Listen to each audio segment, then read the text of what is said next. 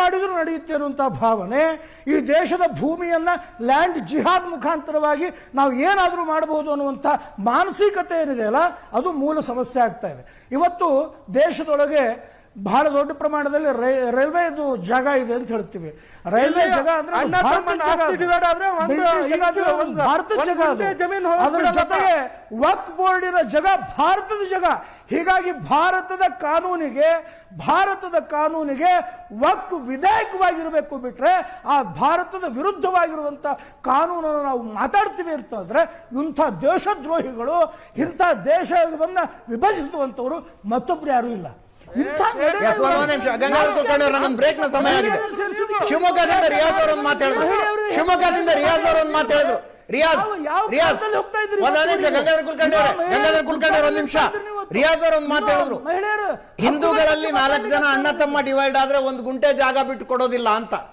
ಹೌದ್ರಿ, ಹಂಗ ಸಮಸ್ಯೆ ಇದೆ ಅಣ್ಣ ತಮ್ಮಂದ್ರ ಮಧ್ಯದಲ್ಲಿ. ರಿಯಾಜ್ ಅವರೇ, ಇಲ್ಲಿ 9,40,000 ಎಕರೆಯಷ್ಟು ಭೂಮಿಯನ್ನ ದಾನವಾಗಿ ಒಂದ್ ನಿಮಿಷ ಪ್ಲೀಸ್ ರಿಯಾಜ್ ಒಂದ್ ನಿಮಿಷ ಒಂದ್ ನಿಮಿಷ ಕೇಳಿಸ್ಕೊಳ್ಳಿ ಇಲ್ಲಿ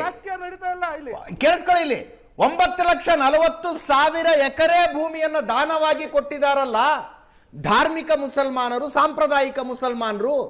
ಅವರು ಕೊಟ್ಟಿರುವ ದಾನ ಪತ್ರಗಳನ್ನು ಒಂದ್ಸಲ ತೋರಿಸಿ. ಆ ಮುಸಲ್ಮಾನರಿಗೆ, ಆ ದೊಡ್ಡ ಮನಸ್ಸಿನ ಮುಸಲ್ಮಾನರಿಗೆ ಹಿಂದೂ ಸಮುದಾಯ ಸನ್ಮಾನನಾರು ಮಾಡುತ್ತೆ. ಊರುಗಳಲ್ಲಿ ಸನ್ಮಾನ ಮಾಡೋಣ, ಬೀದಿಗಳಲ್ಲಿ ಸನ್ಮಾನ ಮಾಡೋಣ. ವಕ್ಫ್ಗೆ ನೀವು ಜಾಗ ಕೊಟ್ಟಿದ್ದೀರಿ ಅಂತ ಆ ಪತ್ರಗಳು ನಿಮ್ಮ ಹತ್ರ ಇದ್ರೆ ತೋರಿಸಿ. ನಮ್ಮ ಹತ್ರ ಯಾಕಿರ್ತವೆ? ನಮ್ಮ ಹತ್ರ ಯಾಕಿರ್ತಾವ ಪತ್ರಗಳು? ಕೊಟ್ಟಿದ್ದಾರೆ ಅಂತ ತೋರಿಸಿ ಡಿಸ್ಪ್ಲೇ ಮೇಲೆ. ಇನ್ನು ನಿಮ್ಮ ಹತ್ರನೇ ಇದಲ್ಲ, ಮೀಡಿಯಾ ನಿಮ್ದೆ. ಪ್ರಧಾನಿ ವಕ್ಫ್ ಬೋರ್ಡ್ ಹತ್ರ ಇರಬೇಕಲ್ರಿ ದಾನ ಪತ್ರಗಳು. ಎಲ್ಲ ನೀವೇ ವಕ್ಫ್ ಬೋರ್ಡ್ ಹತ್ರ ದಾನ ಪತ್ರಗಳು ಇರಬೇಕಲ್ಲ. ಅಜಿತ್ ಅವರೇ, ತೋರಿಸಿ, ನೀವು ಚಾಲೆಂಜ್ ಮಾಡ್ತಾ ಇದ್ದೀರಿ. ತೋರಿಸಿ, ಎಲ್ಲಿದೆ ತೋರಿಸಿ. Ajit, you are challenging the supreme court. ಒಂದು ಪಾಯಿಂಟ್ ನಿಮಗೆ ಹೇಳಲಿಕ್ಕೆ ಆಗಲಿಲ್ಲ. Why you are against this act? ಏನ್ ಸುಪ್ರೀಂ ಕೋರ್ಟ್ ಚಾಲೆಂಜ್ ಮಾಡಿದೆ?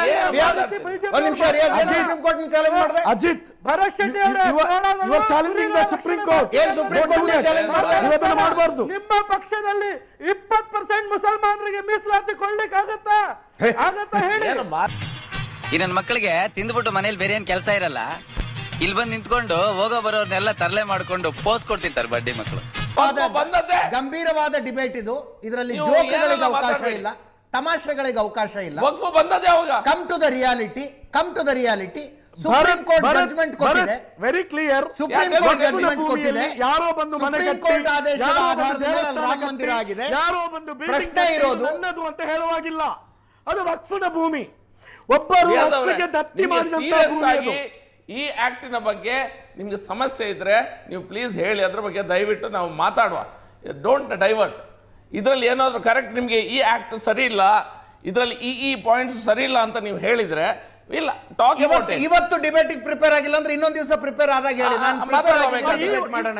ನೀವು ಯಾವುದೇ ಪಾಯಿಂಟ್ ಕೇಳ್ತಾ ಇರೋದು ಒಂದೇ, ಐ ಪ್ರೂವ್ ಯು ರಾಂಗ್ 100%. ಕೇಳ್ತಾ ಇರೋದು ಒಂದೇ, 1 2 3 4 5 ಇಂತಿಂತ ಅಂಶಗಳಿಗಾಗಿ ನಾವು ವಕ್ಫ್ ಅಮೆಂಡ್ಮೆಂಟ್ ಬಿಲ್ ಅನ್ನ ವಿರೋಧಿಸ್ತಾ ಇದ್ದೀವಿ ಅಂತ ಪಾಯಿಂಟ್ ಬೈ ಪಾಯಿಂಟ್ ಸುಪರ್ದಿಗೆ ತರಲಾಗಿದೆ.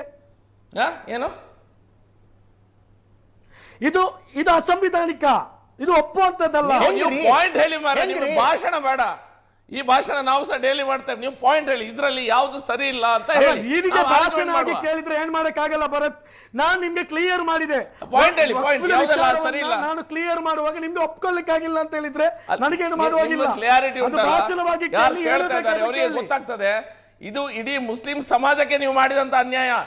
ಇಡೀ ವಕ್ಫಿನ ಆಸ್ತಿಯಲ್ಲಿ ನೀವು ದುಡ್ಡು ಹೊಡೆದದ್ದೇ ಒಬ್ಬ ಬಡ ಮುಸ್ಲಿಮ್ಗೆ ನೀವು ಹೆಲ್ಪ್ ಮಾಡಲಿಲ್ಲ, ಒಬ್ಬನಿಗೆ ಸಹಾಯ ಆಗಲಿಲ್ಲ, ಏನು ಮಾಡಲಿಲ್ಲ. ನೀವು ಏನು ಮಾಡಲಿಲ್ಲ. ರಿಯಾಜ್ ಕಡಂಬು ಒಂದು 5 ನಿಮಿಷ.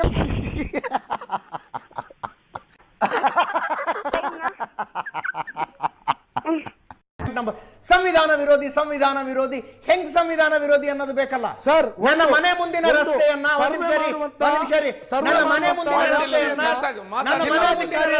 ಏಕಾಏಕಿ ಟ್ರಾಫಿಕ್ ಪೊಲೀಸರು ಒನ್ ವೇ ಮಾಡಿಟ್ಟಿದಾರಪ್ಪ. ನಾನು ಪ್ರತಿ ದಿವಸ ರೈಟ್ ಟರ್ನ್ ತಗೋತಾ ಇದ್ದೆ, ಇನ್ನು ಮುಂದೆ ಲೆಫ್ಟ್ ಟರ್ನ್ ತಗೋಬೇಕಂತೆ. ನನ್ನ ಫ್ರೀ ಸಂವಿಧಾನ ಕೊಟ್ಟಿರುವ ಫ್ರೀ ಮೂವ್ಮೆಂಟ್ ಧಕ್ಕೆ ಬರ್ತಾ ಇದೆ. ಸಂವಿಧಾನ ವಿರೋಧಿ ನಿರ್ಣಯ ಅಂತ ಹೇಳ ನಾನು ಏನ್ ಮಾತಾಡ್ತೀರಿ ನೀವು? ರಿಯಾಜ್ ನಮ್ಮ ಜೊತೆಗೆ ಶಿವಮೊಗ್ಗದಿಂದ ನೇರ ಸಂಪರ್ಕದಲ್ಲಿ ಎಂತಿಂತ ಅಂಶಗಳಿಗಾಗಿ ಇದನ್ನ ನಾವು ವಿರೋಧಿಸ್ತೀವಿ. ನಿಮ್ಗೊಂದು ಚಾನ್ಸ್ ಇದೆ ಪಬ್ಲಿಕ್ ಅಲ್ಲಿ ಅನ್ಇಂಟರಪ್ಟೆಡ್ ಟೈಮ್ ಕೊಡ್ತೀನಿ ನಾನು. Uninterrupted time. ಭರತ್ ಶೆಟ್ಟಿ ಅವರು ಮಾತಾಡೋದಿಲ್ಲ, ಯಾರು ಮಾತಾಡೋದಿಲ್ಲ, ನಿಮ್ದು ಒಂದೇ ಧ್ವನಿ ಆನ್ ಏರ್ ಇರುತ್ತೆ. ಇಂತಿಂತ ಅಂಶಗಳಿಗಾಗಿ ವಿರೋಧಿಸ್ತೀವಿ ಅಂತ ಹೇಳ್ಬೋದು. ತಪ್ಪಂತ ಹೇಳಿ ಪ್ರೂವ್ ಮಾಡಿ. ನಿಮ್ಗೆ ಪಬ್ಲಿಕ್ ನೋಡ್ತಾ ಇದೆ ಇದನ್ನ. ನೀವು ನಂದು ಸರಿಯಾ ತಪ್ಪಂತ ನಾನ್ ಮಾತಾಡ್ತೇನೆ, ನಾನು ಚಾಲೆಂಜ್ ಮಾಡ್ತಾ ಇದ್ದೇನೆ ನಿಮ್ಗೆ. ನಾನು ಲಾಯರ್ ಅಲ್ಲ, ಏನು ಅಲ್ಲ, ನಾನೊಬ್ಬ ಡಾಕ್ಟ್ರು. ನಾನು ಚಾಲೆಂಜ್ ಮಾಡ್ತೇನೆ, ಇದು ಸರಿ ಅಂತ ನಾನು ಪ್ರೂವ್ ಮಾಡ್ತೇನೆ, ನೀವು ತಪ್ಪಂತ ಪ್ರೂವ್ ಮಾಡಿ ಅಷ್ಟೇ. ನೀವು ಮಾತಾಡಿ, ನಾನು ಕೇಳ್ತೇನೆ. ಆಯ್ತು. ಯಾಕೆ ವಿರೋಧಿಸ್ತಿದೀವಿ ಅಂದ್ರೆ ಹಲೋ ಮಾತಾಡ್ತಾ ಹೋಗಿ. ಹಾ, ವಕ್ಫ್ ಅಂದ್ರೆ ದೇವರಿನ ಹೆಸರಲ್ಲಿ ಕೊಡುವಂತ ದಾನ ಮಾಡುವಂತ ಭೂಮಿ ಆಗಿರುತ್ತೆ. ಯಾಗಿರ್ಬೋದು ಭೂಮಿ, ಯಾಕಂದ್ರೆ ದೇವರ ಹೆಸರಲ್ಲಿ ಕೊಟ್ಟಿ ಅದನ್ನ ನಿರ್ಗತಿಗರಿಗೆ, ಬಡವರಿಗೆ, ಅದಕ್ಕೆ ಅವರು ಅದನ್ನ ಸಿಗ್ಬೇಕು ಅನ್ನೋ ಉದ್ದೇಶಕ್ಕಂತ ಕೊಟ್ಟಿರೋದು. ಕೆಲವೊಂದು ನ್ಯೂನ್ಯತೆ ಕೊರತೆಗಳು ನಮ್ಮ ಆಸ್ತಿಗಳನ್ನ ದಾನ ಕೊಟ್ಟಿರೋದಲ್ಲ. ಕೇಳಿಲಿ ಒಂದ್ ನಿಮಿಷ ಪೂರ್ತಿ ಕೇಳ್ಬೇಕು.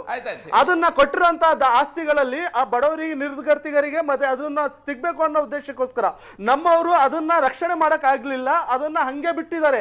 ಯಾಕಂದ್ರೆ ಅದು ದುಡಿಮೆ ಮಾಡಿ ಅಥವಾ ಸಂಪಾದನೆ ಮಾಡಿ ತಗೊಂಡಿರೋದಲ್ಲ, ದಾನ ಮಾಡಿರೋದು. ಹಾಗಾಗಿ ಅದನ್ನ ರಕ್ಷಣೆ ಮಾಡದಿರೋದ್ರಿಂದ ಇವತ್ತು ಅಲ್ಲಿ ಏನಾಗಿದೆ, ನಿಮ್ಮ ಕೆಲವೊಂದು ಹಿಂದೂಗಳು ಅದ್ರಲ್ಲಿ ಕೂತ್ಕೊಂಡಿದ್ದಾರೆ, ಆ ಕಬಳಿಕೆ ಆಗಿದೆ. ಈಗ ಅದಾನಿ ಅಂಬಾನಿ ಅವ್ರದ್ದು ಆ ವಿಲ್ಲಾ ಇದೆಯಲ್ಲ, ಅವ್ರದ್ದು ಆ ಯತೀಮ್ ಖಾನದಲ್ಲಂತ ಕಟ್ಟಿರುವಂತದ್ದು ಇದು. ಅದು ಇವತ್ತು ಅದನ್ನ ರಕ್ಷಣೆ ಮಾಡ್ಲಿಕ್ಕೋಸ್ಕರ ನೀವು ವಕ್ಫ್ ಬಿಲ್ ತರ್ತಾ ಇರೋದು. ಮುಸಲ್ಮಾನರು ಒಳಿತಿಗಾಗಿ ದೊಡ್ಡ ಸಮುದಾಯದಲ್ಲಿ ಅಲ್ಲ, ಒಂದ್ ನಿಮಿಷ ರಿಯಾಜ್, ಇಷ್ಟು ದೊಡ್ಡ ಸಮುದಾಯದಲ್ಲಿ ಇದನ್ನ ವಿರೋಧಿಸಿಕೊಂಡು ಇಷ್ಟು ಪಕ್ಷಗಳಿದಾವೆ. ಇಷ್ಟು ಪಕ್ಷಗಳಲ್ಲಿ, ಇಷ್ಟು ದೊಡ್ಡ ಸಮುದಾಯದಲ್ಲಿ ಇಂಥ ಅಂಶಗಳಿಗಾಗಿ ನಾವು ಈ ಕಾನೂನನ್ನು ವಿರೋಧಿಸ್ತೀವಿ ಅಂತ ಹೇಳಬಲ್ಲಂಥವ್ರು ಒಬ್ಬ ಮನುಷ್ಯ ಇಲ್ವಾ ಕರ್ನಾಟಕದಲ್ಲಿ? ಅವಾಗಿಂದ ಎದೆ ಬಡ್ಕೊಂಡು ಕೇಳ್ತಾ ಇದ್ದೀವಿ, ಒಬ್ಬ ಮನುಷ್ಯ ಇಂತಿಂತ ಅಂಶಗಳಿಗಾಗಿ ಇದನ್ನ ನಾವು ವಿರೋಧಿಸ್ತೀವಿ ಅನ್ನುವಂಥವ್ರು ಇಲ್ವಾ? ಅದಾನಿ ಅಂಬಾನಿ ಆಂಟಿಲಿಯಾ ಬಿಲ್ಡಿಂಗ್ ಕಟ್ಟಿಸ್ಕೊಂಡು ವಿಚಿತ್ರವಾಗಿದೆಯಪ್ಪ.